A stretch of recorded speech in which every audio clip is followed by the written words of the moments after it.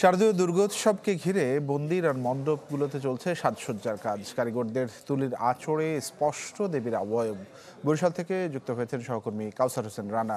রানা, শেষ মুহূর্তে প্রস্তুতি খবর জানতে চাই।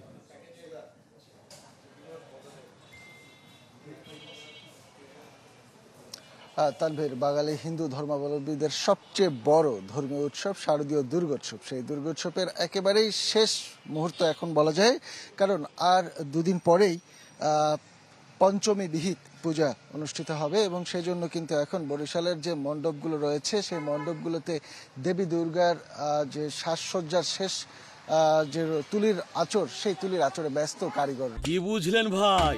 অনলি যেটাই চাই।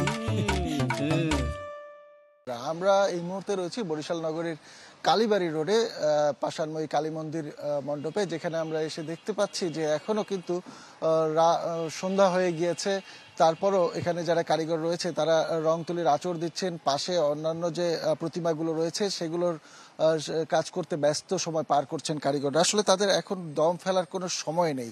আমরা এসে যখন তাদের সাথে কথা বলার চেষ্টা করেছি তখন কিন্তু তারা বলেছে, ভাই আমাদের আগে কাজটা করতে হবে। অর্থাৎ এই মুহূর্তটি আসলে খুবই গুরুত্বপূর্ণ। আপনাকে যদি একটি ছোট্ট তথ্য দিই যে বরিশাল জেলায়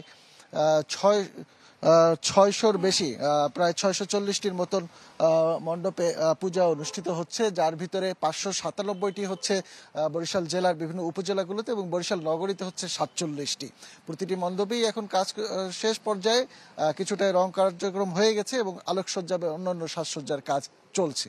এই ছিল বরিশাল। ধন্যবাদ আপনাকে আমাদের সঙ্গে যুক্ত হওয়ার জন্য। কাউসার হোসেন রানা জানাচ্ছিলেন বরিশাল থেকে।